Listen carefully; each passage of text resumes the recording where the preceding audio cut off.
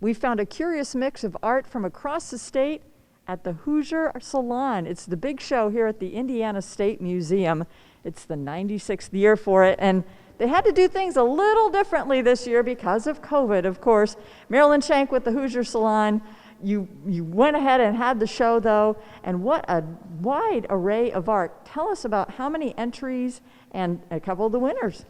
We have more than 640 entries this year, which is not a record, but it's still pretty close to what it would have been non-COVID, so we're glad about that. Of that, 147 pieces by 124 artists are actually in the annual exhibition. So that's a great year, and it turned out beautifully, as you can see. It's a wonderful exhibit, and people can see it in many ways, but we hope that people will choose to come and see it live. And this is a big show for artists. They have to be juried in, be selected to be in the show. It's quite a prestigious honor to be part of the Hoosier Salon. It is, absolutely. And there are people who've been our members for years and years and years, and they enter and never make it in. So the fact that all of these 124 artists who are in this year is a real compliment to them. It's an achievement that people really like to have on their resume if they're a Hoosier Salon artist. It also increases the value of their work of art for sale when it has been in the Hoosier Salon annual exhibition because of the juried conditions. The judge this year was? His name is Bing Davis, and he is from Dayton, Ohio, but he has Indiana connections, and he played basketball at DePaul. So, we let him in and let him be sort of a Hoosier by default. But he did a great job. He spent a lot of time looking at the pieces, and when he made up his mind, this one is the best in this category, no one was going to dissuade him. He chose it for a good reason. As Marilyn said, you can see the show online virtually, but it's here at the Indiana State Museum, and that brings on another task, and of course the man who gets to tackle that is Mark Rushman. As always, Mark, you're in charge of the art here at the State Museum.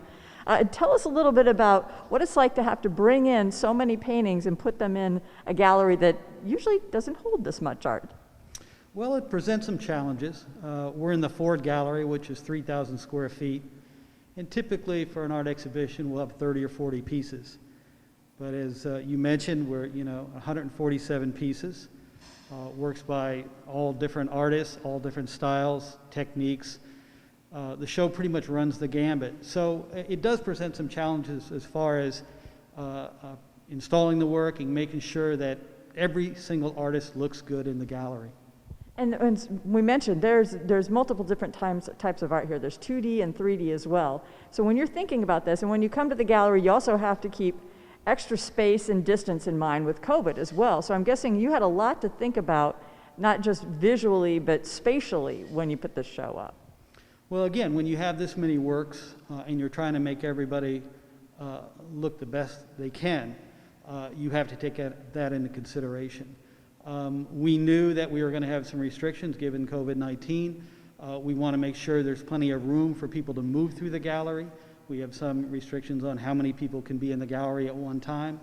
But we've got a professional staff here, people that really know what they're doing to best serve the public. And we're confident that people will really enjoy this exhibition and get the most out of it. How long is the show up for? This show is up through October 25th.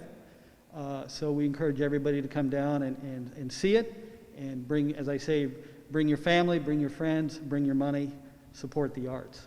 Support the art and the artists. And we have a couple of the artists that have joining us this afternoon to talk a little bit about this art, including Diana Porter. This is someone you know very well, your piece of art, one of two that you have here in the show. Right. This is my granddaughter, and this is depicting a very determined little girl, and the most important thing to her right now is just coloring. So it's called When Color Calls Answer. And she's doing it, she's coloring, and she's very, very serious about it. So I love that determination, and she's always a mess. Her hair always looks like this. It never gets much better. So that's the way I wanted to show her. She's always going to remember this too. You have two pieces of art in the show, including one that you won a big award. Right, it was best figure. I forgot for a minute. Yes, and it was called Flourish, and it was a young woman that came to my studio, and she walked through the door, and I was fascinated by the way she looked, and I said, will you model for me? She said yes, and I ended up doing 4 paintings of her, and this was one of them, so. Are you going to be selling this one or not? I am, because there's more to come. My under my bed can only hold so much, so yes, it is for sale. That's always a thing. If it's a little too personal, sometimes you can't let that go, but sometimes you're happy to let that go. And Kate Orr, a beautiful picture here, some oil on linen. Tell us about your entry into the Hoosier Salon. This is my painting of one of my sisters. I have 4 sisters, and one day we were just outside enjoying a beautiful summer day, and it was just nearing autumn, that perfect moment when it was just beautiful outside, and I just looked at her, and she looked particularly beautiful, and her curly brown hair with the fall colors starting to come through in the background just were fascinating, and I wanted to capture it. So. This is quite an honor to be selected into the Hoosier Salon. What was it like for you when it came time to create work and to make the entry and then learn that you were accepted? It is very exciting and nerve-wracking to enter, and I try to go in each year submitting my best work. This is my 3rd year with the Hoosier Salon, and I just hope for the best and give it my best. So, well, there's plenty of beautiful work to see here, 2D, 3D, a price point for everyone. As Mark said, bring your whole family. You can spend the day and come see everything else here at the Indiana State Museum. If not, you can go and see the show online virtually. You can still buy online virtually too. Indy keeps creating and you keep supporting.